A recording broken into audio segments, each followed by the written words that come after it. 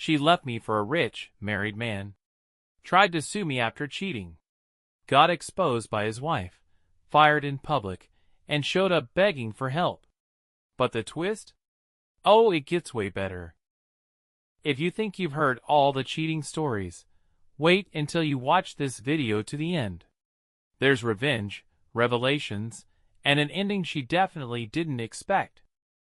So yeah, I never thought I'd be writing something like this, but here we are. My wife, Emily, 33F, cheated on me, 36M, with her boss. The guy's practically a Bond villain, owns 3 houses, drives a different car each day of the week, takes business meetings in Monaco and Dubai, and has that smug, salt and pepper hair thing going on that women seem to love. And me? I'm just a normal guy. Steady job, decent apartment, no kids, thank God, and apparently no idea what the hell was going on right under my nose for almost a year. The worst part? I love this woman. We've been together for 6 years.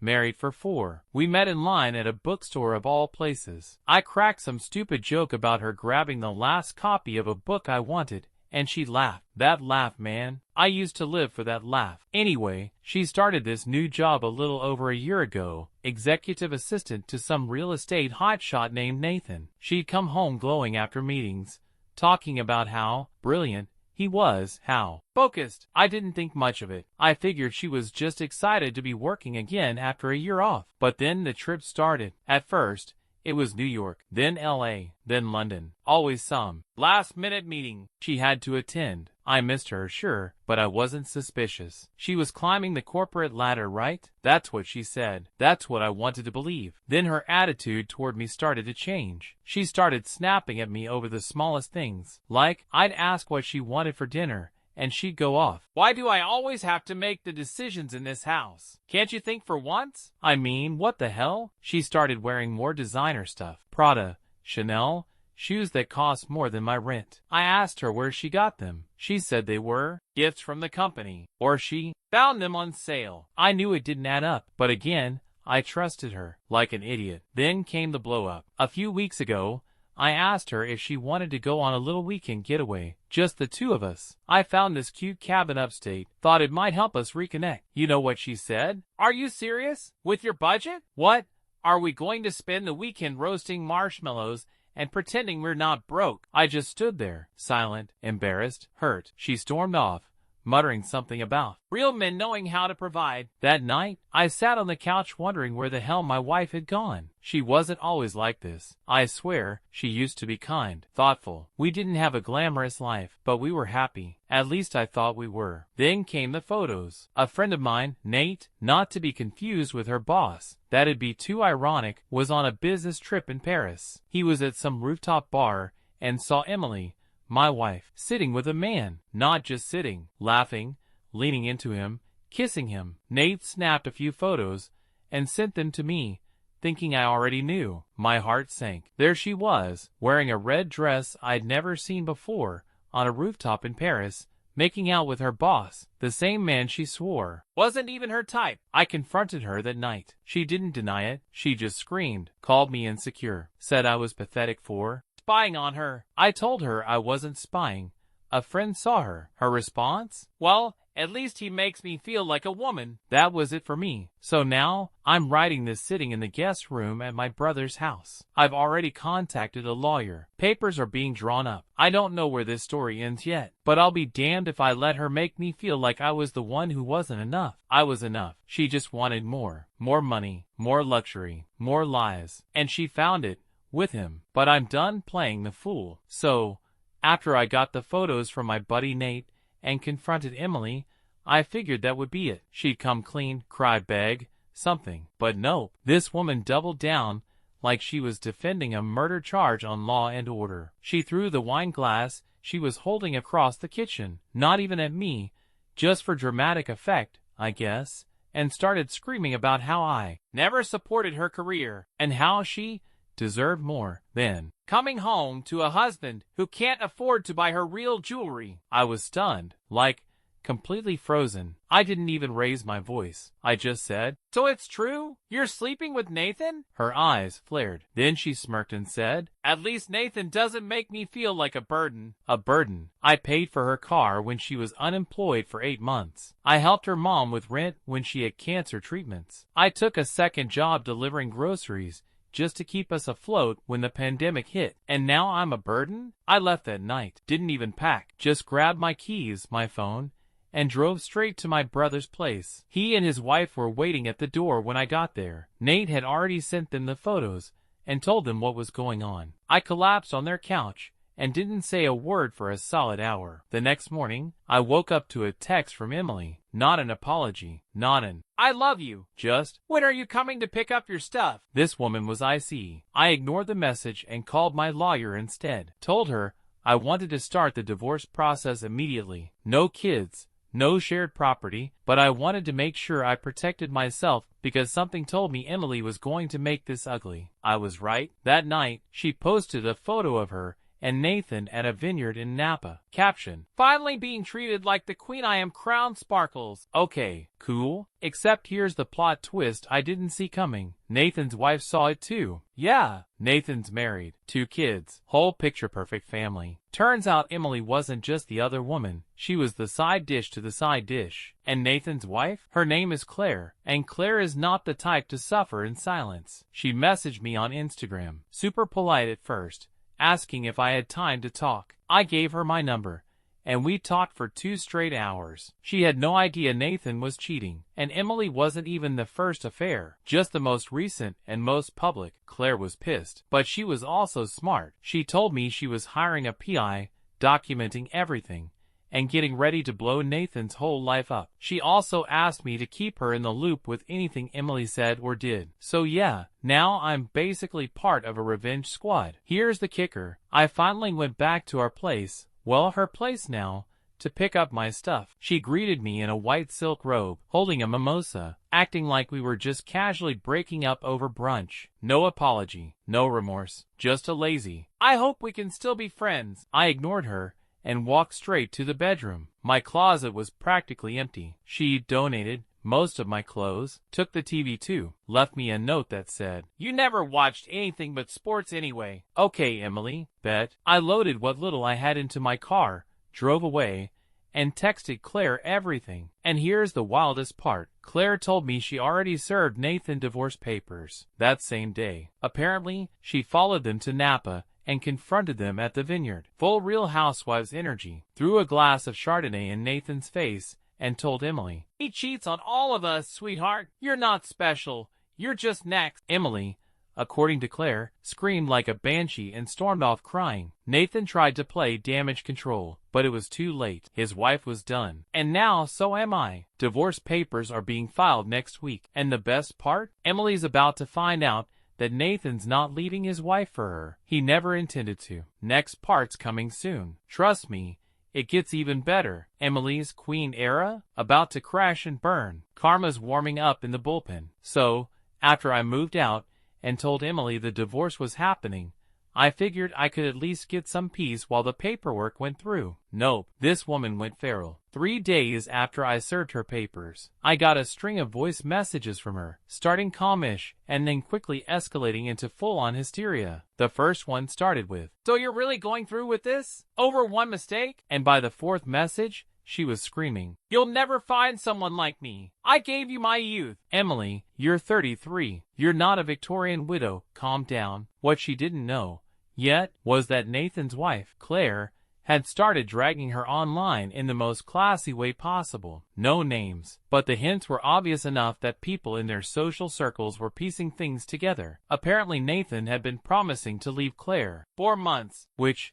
shocker, was the exact same script he'd been feeding Emily. Classic affair playbook. And the thing is, Claire knows people. She's a high-end event planner in the city. Emily thought she was upgrading to this glamorous world, but she basically burned every bridge before she even stepped foot on it. Now here's where it gets juicy. I got a call from one of Emily's co-workers, a junior assistant who always liked me and stayed friendly over the years. She told me that after the Napa trip, things started getting weird at the office. Emily came back strutting like she owned the place. Apparently, she thought Nathan was going to promote her to some fake executive role so they could be together openly. Instead, Nathan ghosted her. Didn't even come in for a week. When he finally did, he brought Claire with him. Claire had a meeting with the company's board of directors because, plot twist, Claire's dad is one of the investors in Nathan's firm. I didn't even know that part until my phone lit up like a Christmas tree that afternoon. Emily was fired, and not quietly, like full HR escort out of the building kind of thing. She made a scene too, screaming that she gave everything to this company, and that Claire was ruining her life out of jealousy. Ma'am, you were the side piece, the bargain bin side piece. So now Emily's unemployed, publicly humiliated, and surprise, surprise, she starts calling me again. This time, it's not screaming. It's the voice she used when we first started dating. Soft, sweet. I miss you. I didn't mean to hurt you. I made a mistake. I didn't respond. Instead, I sent her a copy of the finalized divorce filing and a note that said, "Mistakes have consequences. Goodbye." The next day, she showed up at my brother's house. Yep, just showed up. No warning. His wife answered the door and told her to leave. Emily started crying, full crocodile tears, saying I was her soulmate, and we were supposed to grow old together. She even tried to give her engagement ring back to me like it was some kind of peace offering. I didn't take it. Why? Because I'd already taken it to a jeweler and traded it in for a down payment on a new car. Petty? Maybe. Satisfying? Oh, immensely. Last I heard, Emily moved back in with her mom. She posted something on Instagram about starting over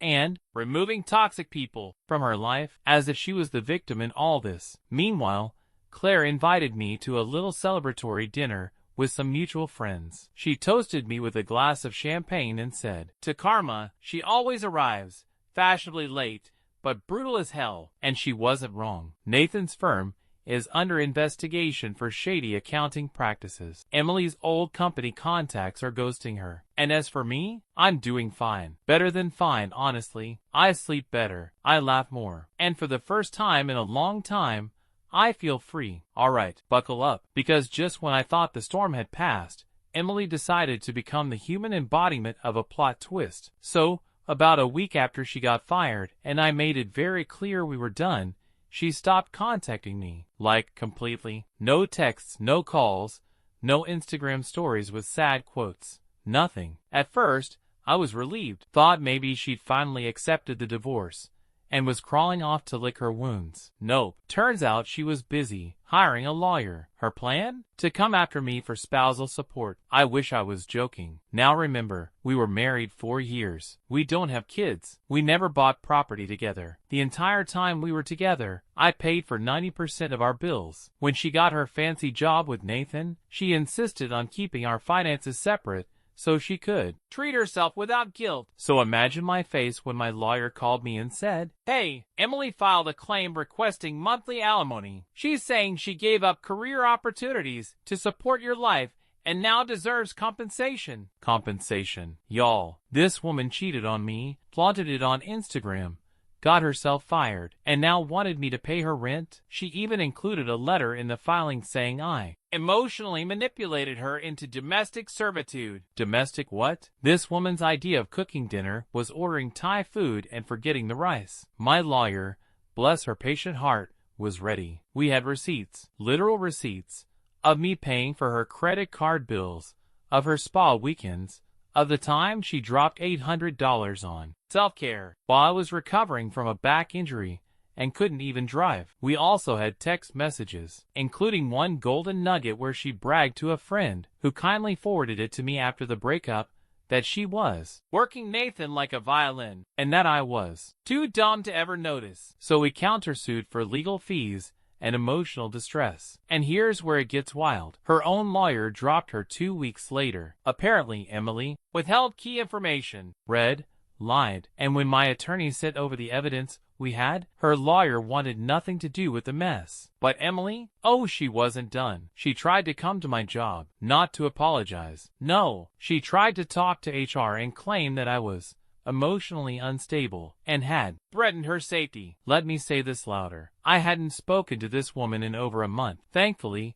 HR smelled the BS from a mile away. My boss already knew the whole story because he was the one who recommended my divorce attorney in the first place. Divorce guys stick together like a secret society, I swear. Emily left in tears. Again, shocker. So now she's spiraling. She started posting vague emotional stuff like, I gave him everything, and he gave me divorce papers, and never trust a man who shops at Target. That one still cracks me up. Like, ma'am, what did Target ever do to you? And just when I thought she'd finally combust into glitter and denial, I get a DM from, wait for it, Nathan. Yep, Mr. Rich and Reckless himself. He messaged me out of nowhere saying, hey man, I know we've never talked directly, but I think we should meet. I laughed out loud, literally. But curiosity got the better of me, so I agreed to meet him at a crowded cafe during daylight because I don't trust anyone who uses 3 exclamation marks in a message. And this man, this walking Rolex ad, sits across from me and says, I think we were both manipulated. I stared at him like he'd grown a third eye. He proceeds to tell me that after his wife Claire served him divorce papers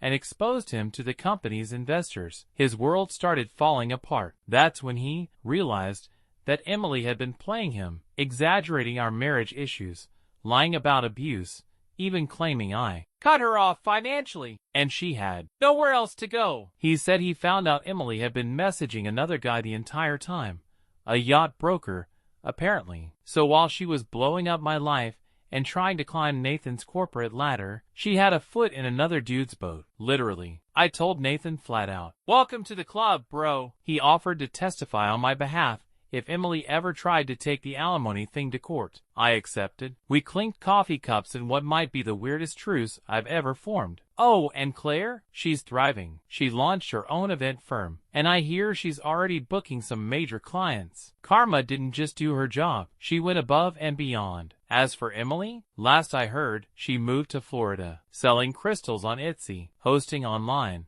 divine femininity workshops. No shade, hustle is hustle. But if she tries to bill me for her moon water again, I swear to God. And me? I'm rebuilding, reconnecting with friends, dating a little, learning to breathe again without waiting for the next explosion. If you've made it this far, bless your soul, because Emily's chaos, it keeps on giving. So, after the alimony stunt flopped, her HR ambush failed, and Nathan turned out to be just another stop on her train to Delusionville, things finally started to quiet down. I was focused on moving forward, got myself a new apartment, new job, yep, switched careers, more on that later, and I was in a way better place emotionally. Then I remembered the storage unit, so before everything went nuclear, Emily and I had rented a small storage unit together, mostly for off-season clothes, old furniture, holiday decorations, and whatever junk we didn't want cluttering the apartment. I hadn't thought about it since I moved out. Figured she'd either cleared it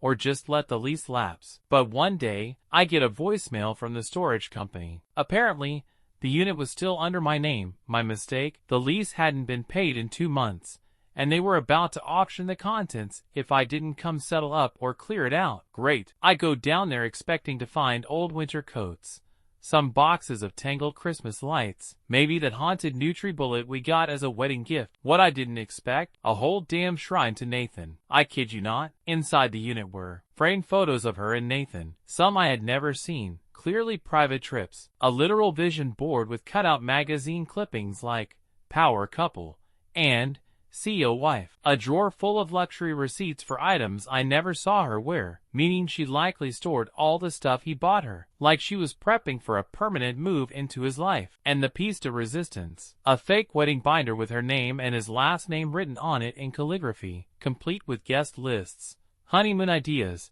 and Pinterest printouts of wedding themes. Y'all, she was planning a wedding to a married man, while she was still legally married to me. And yes, the date she picked was 2 weeks after our scheduled divorce hearing. The audacity has no ceiling. Now, I'm staring at all this like I accidentally walked into a Lifetime movie. My first instinct? Set it all on fire. But instead, I took pictures. All of it, just in case. I sent a few to Claire, Nathan's now ex-wife, who, as always, responded with iconic energy. This chick needs a PowerPoint presentation and a therapist. Not necessarily in that order. But I wasn't done. In the bottom of one of the boxes, I found a small locked journal. I probably should have just left it, but I'm human, and at this point, I needed to understand what was going on inside Emily's head. Let me just say, yikes. It was a cross between a diary, a strategy manual, and a Mean Girls burned book. She had written entries about how she was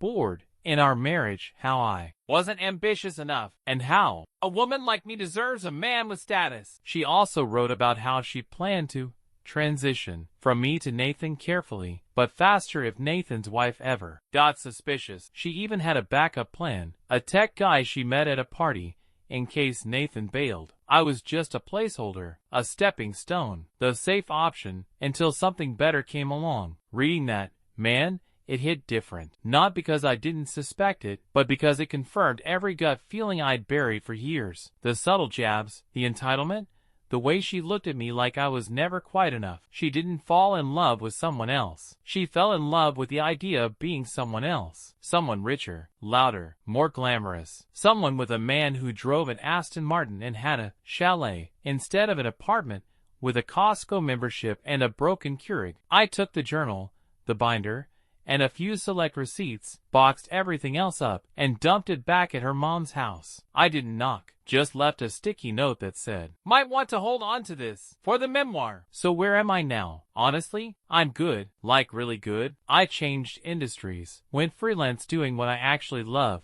graphic design. I've reconnected with old friends. And yeah, I've been dating again, slowly, carefully. I even took a solo trip to Iceland, just me, a camera, and some much-needed silence. For the first time in a long time, I felt peace. But Emily? Oh, she's still spiraling. Next part, she shows up at my apartment. And she's not alone. Alright, so if you've been following this circus, you know things were already off the rails by the time I found Emily's wedding binder in our old storage unit. But what happened next? I swear, it felt like a fever dream. I was finally getting my life together. My new apartment wasn't anything fancy, but it was mine. Clean slate, clean space. No ghost of Emily hovering over me demanding I switch from cheap beer to real wine. I was freelancing, landing clients steadily, sleeping better than I had in years. Even my therapist said, "You're finally letting go of the resentment," which, coming from her, was basically a gold star. So imagine my shock when one random Saturday morning, I'm halfway through my second cup of coffee, wearing pajama pants, watching reruns of Top Gear, and there's a knock on my door. I wasn't expecting anyone. I checked the people. It's Emily, and she's not alone. There's a guy standing behind her, maybe mid-30s, tall, tan, wearing a button-down and Ray-Bans indoors. He had that whole, "I'm in real estate, but also might sell protein powders on Instagram" look, the type that uses the word alpha unironically. I froze for a second, genuinely wondered if I was still asleep. She knocked again, more aggressive this time. I opened the door just a crack, deadbolt still locked. "Emily," I said flatly, "why are you here?" She smiled, not a real smile, one of those tight, forced smiles you give your neighbor when their dog craps on your lawn. "Hi," she chirped, like we were old friends bumping into each other at Whole Foods. "This won't take long." The guy behind her waved, like we were brothers. "Hey, man, do I know you?" I asked. "No," Emily said quickly, shooting him a look. "Can we come in?" "No," I said, without hesitation. "What do you want?" She glanced over her shoulder like she was checking for paparazzi, then leaned closer. I wanted to talk. In private, like she hadn't already scorched every ounce of trust one ever gave her. "I'm not inviting you in," I said. "Say what you need to say, and then go." She looked irritated, like I was being difficult. Typical. Then she launched into this bizarre speech about new beginnings, and how she'd been doing inner work, and healing her divine feminine, and how, get this, she and this new guy, whose name, apparently, was Zane, with a Y, of course, were now life partners, and starting a spiritual coaching business. I just stared at them. She kept going. "We're doing retreats, wellness, alignment, soul honing, that kind of thing." Zane chimes in, flashing his veneers. "It's all about vibrational matching, bro. Like real talk? You have a grounded aura." A grounded aura. I considered slamming the door, but then Emily said the real reason they were here. We were hoping you'd be willing to help us with some branding. You know, logos, website design, that kind of thing. I blinked. You came to your ex-husband, the one you cheated on and tried to screw over in court, to help you build your love child pyramid scheme? Emily's smile twitched. It's not a pyramid scheme, Emily. You're selling $300 vision board kits and $800 retreats in Sedona where you make people chant under a full moon. You're one Zoom call away from becoming Gwyneth Paltrow's lawsuit. Zane stepped in, trying to play peacemaker. We just thought, you're good at design, man. And Emily said you're in a better place now. Emotionally, I actually laughed. Like a real laugh. I hadn't even thought about her in weeks. And now she's standing at my door like I'm Fiverr for failed soulmates. I told him no. Politely. Well, as politely as I could. And wished them good luck. Then I closed the door, locked it, and stood there for a full minute, stunned. Because here's the thing, Emily didn't come to me out of respect, or even regret. She came because she thought I was still that same safe, reliable guy who would always say yes. The guy she walked over for years while chasing something shinier. But I'm not that guy anymore. I watched them walk away from the window. Zane was gesturing dramatically with his hands, and Emily looked annoyed, probably already planning her next upgrade. And me? I made pancakes, played video games, took a nap. No chaos, no gaslighting, no manipulation masked as spiritual awakening, just peace. Well, until the letter from Emily's mother showed up. So after Emily and her guru-in-training boyfriend Zane popped by uninvited, I genuinely thought that was the final chapter. Like, surely that was the last unhinged thing this saga had to offer. Right? Wrong. Because a few days later, I got a handwritten letter in the mail from Emily's mother. Now, for context, her mom, Lila, and I were always civil. Not close, but respectful. She was one of those very put-together women, always dressed like she was going to brunch with a senator, always sipping tea from an actual teacup. Very classy, very composed. Emily used to call her a boomer with Botox, but I always thought she was just measured. So imagine my confusion when I get this cream-colored envelope, all cursive and scented like lavender, addressed in full. To my former son-in-law, with respect. I sat at the table for a solid 5 minutes before opening it, half expecting it to contain a hex or an invoice for emotional damages. But nah, it was worse. It was 5 pages. 5 pages, double-sided, typed, printed out, and hand-signed at the end like it was the Gettysburg Address. She opened by saying she regrets the dissolution of our family's bond, which sounds like something from a 19th century duel. Then she went on to say how disappointed she was in how everything unfolded. Not in Emily,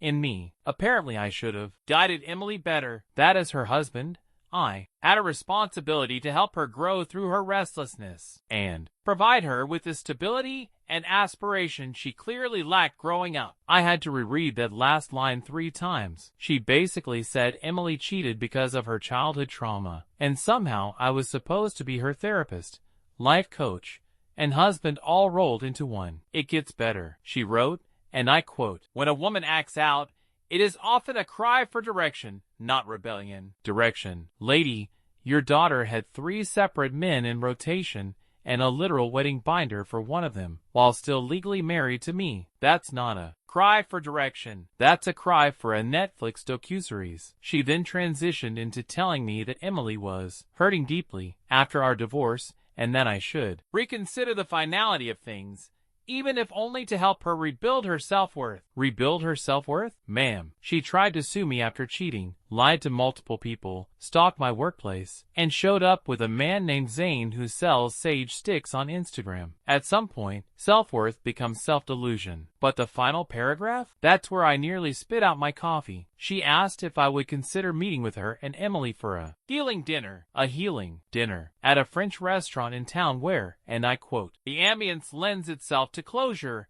and emotional openness." So basically, she wanted me to eat overpriced duck confit with my ex and her mother, while we hashed out why I wasn't good enough for their broken dynasty. I folded the letter back up, put it in the envelope, and slid it into a drawer next to all the other weird remnants of that marriage. Old receipts, a birthday card from Emily that said, "You're my safe place," and a dry cleaning tag from the suit I wore on our wedding day. Then I poured myself a whiskey, turned on some music, and laughed. Because honestly, what else do you do? That night, I messaged Claire, Nathan's ex-wife, remember? And told her about the letter. She responded within 5 minutes. You should go to the healing dinner, just so we can write a screenplay afterward. And honestly, I considered it. Not because I wanted to reconcile. God no. But because part of me was morbidly curious. Like watching a car slowly roll into a pool. You can't look away. But instead, I wrote Lila back. Short and sweet. Dear Lila, I appreciate the letter, truly, but I think enough damage has been done. I've moved on, and I sincerely hope Emily finds what she's looking for, wherever it is. Respectfully, my name. I didn't send it via mail. I slid it under the front door of her condo, the same one I helped Emily move her stuff into when we were first married. Full circle, I guess. And that was that, until I got a DM from Zane. Yes, Zane. Apparently, he and Emily had a falling out. He had some truth bombs to drop, and one of them, she might have never stopped sleeping with Nathan the entire time she was with Zane. You already know what's coming. I knew when I saw Zane pop up in my DMs that it wasn't gonna be some no hard feelings message. Not with that guy. Not with Emily in the mix. But what I didn't expect was a novella of voice notes,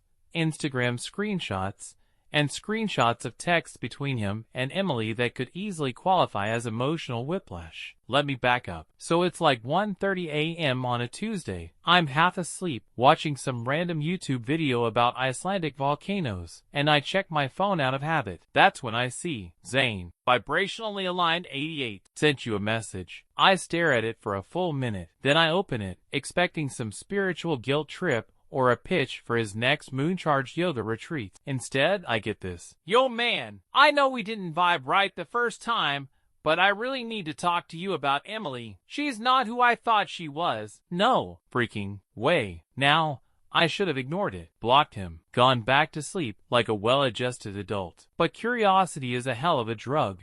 And so I replied, yeah, what's going on? What followed were 6 voice messages, each one more chaotic than the last. Apparently, Zane and Emily's partnership imploded in record time. Their spiritual business tanked. The first retreat they tried to run got shut down by local authorities because they didn't pull the right permits for an outdoor fire ceremony. They ended up with a $2,000 fine and one very angry attendee who got second-degree burns from an energy cleansing sparkler. I couldn't make this up if I tried. But the real kicker? Emily never stopped seeing Nathan. According to Zane, he caught her red-handed, quite literally. He went to surprise her one evening with organic wine and vegan chocolate truffles. His words, not mine, and walked in on her video chatting naked with Nathan. Candlelit, background music, wine glass in hand, naked. She told him it was a misunderstanding, that she was reclaiming her sensual energy, and that Nathan was just a witness. Zane, to his credit, apparently laughed out loud and packed a bag the same night. But that wasn't even the most shocking part of his messages. He also found emails, emails, where Emily had been coordinating with another man, a new one, a married tech investor in Miami. So while she was with me, she was chasing Nathan. While she was with Nathan, she was lining up Zane. While she was with Zane, she was targeting a third guy like it was a strategic business acquisition. Honestly, the girl had more backup plans than the Pentagon. Zane told me he didn't send the emails to the tech guy's wife yet, but he was debating it. He asked if he should. I told him, you do whatever brings you peace, man. Just don't expect it to save her. And here's where it got real. Zane said, and I quote, I think she's addicted to the chase. It's like she needs someone to worship her at all times. Once they stop, she flips. You were right to get out. I feel like I escaped a cult. Damn, this is the same guy who, just a few weeks ago, told me I had a grounded aura and tried to sell me a chakra bracelet. Now he's dropping wisdom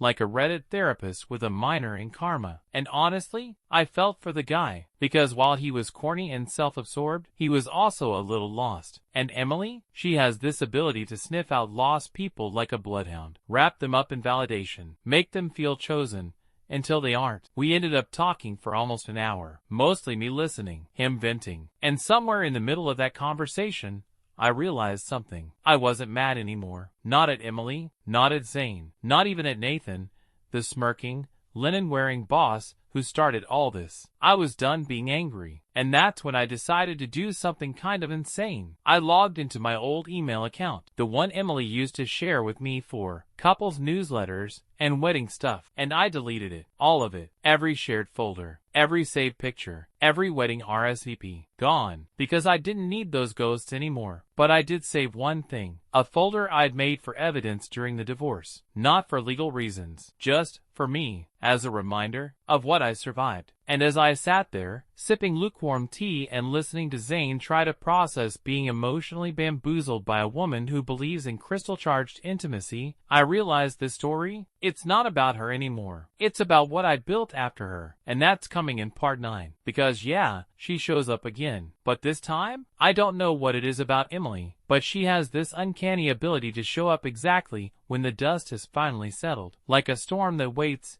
until you've repaired your roof just to rip it off again. It had been quiet for weeks. No texts, no voice notes, no awkward emails from her mother. Zane had gone radio silent too, probably off licking his wounds and rebalancing his chakras somewhere in the desert. I had started to breathe again. I was sleeping through the night, laughing with friends without that pit in my stomach, even working on a side project that might turn into a full-time gig. Life was good, not perfect, but mine. Then she showed up. Again. It was a Thursday morning. I remember because I had just finished my 3rd cup of coffee and was actually feeling excited about the day ahead. The knock came at 8:47 a.m., sharp and rhythmic, the kind of knock that assumes they belong there. I opened the door, and there she was, Emily. No Zane, no theatrics, no fake silk robes or forced spirituality this time. Just her. In jeans and a blazer like she'd walked out of a lifestyle blog about reclaiming your power after a midlife spiral. But the look in her eyes wasn't empowered. It was tired, stretched thin, desperate in a way that even she couldn't pretend wasn't real. She didn't speak at first, and I didn't invite her in. We just stood there, two people with too much history and nothing left to say. But then she pulled out an envelope, thick, ivory-colored, no name on the front, and handed it to me without making eye contact. She muttered something about making amends and trying to take responsibility. And then she turned and walked away without waiting for a response. Inside the envelope wasn't an apology letter or some last-ditch plea for forgiveness. It was a check, a literal check, for $12,000. In the memo line she had written, "For everything." That was it. No explanation, no instructions, just that. I stood there holding it for a long time, and I'm not going to lie, my hand shook. Because what do you even do with that? What does that mean? Was it guilt? Closure? One final move in a long, exhausting game I never agreed to play. I didn't cash it, not yet. Instead, I pinned it to the corkboard above my desk, next to a photo I'd taken recently of the ocean. Because that's what she is now, just a wave that crashed through and receded, leaving debris and salt in her wake. She wanted the last word, but the truth is, I already had it. I built peace without her, and no amount of checks, chaos, or candlelit soul-bonding rituals can ever take that away from me. The end didn't come with a bang, not with a confrontation, a breakdown, or some karmic fireball of justice lighting up the sky. It came quietly, the way real endings often do, not with drama, but with detachment. A few months passed since Emily handed me that check. I never cashed it, not out of some moral high ground, but because I didn't want a dime of her guilt money tainting the life I was finally building on my own. That check stayed pinned to my corkboard like a trophy, a weird little relic from a life I no longer recognized. It used to haunt me. Now,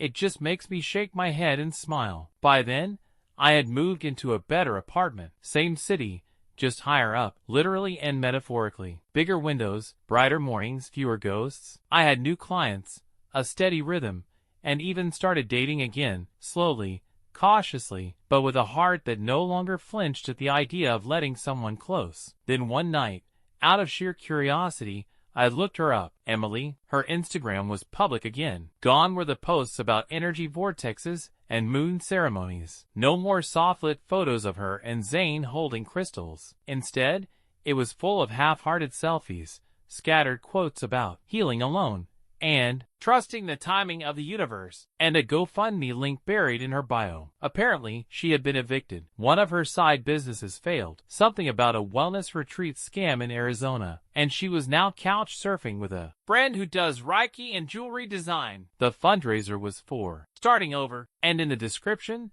she wrote, "Even strong women need help when the world lets them fall." The world didn't let her fall. She jumped, repeatedly, onto every unstable, emotionally unavailable man she could find, until eventually there were no soft landings left. I closed the page and never looked again. But here's the full circle moment. 6 weeks ago, I got a message from Claire, Nathan's ex. We still kept in touch now and then, trading sarcastic memes and checking in like two survivors of the same shipwreck. She told me she'd just finalized the sale of her company and was taking a long overdue vacation to Greece. She said she was happy, like really happy. Then she wrote something I won't forget. "We didn't just survive them, we outgrew them. That's the real win." And damn, she was right. Because that's what this whole thing became. Not a story about betrayal, or revenge, or watching someone spiral out of control. It's about reclaiming yourself, piece by piece, choice by choice. It's about realizing that closure doesn't come from their apology. It comes from you not needing one anymore. So yeah, my wife cheated on me with her boss. She lied, screamed, manipulated, and tried to break me on her way to chasing a life she was never meant for. But I'm still here. And she became just another chapter, one I've finally turned the last page on.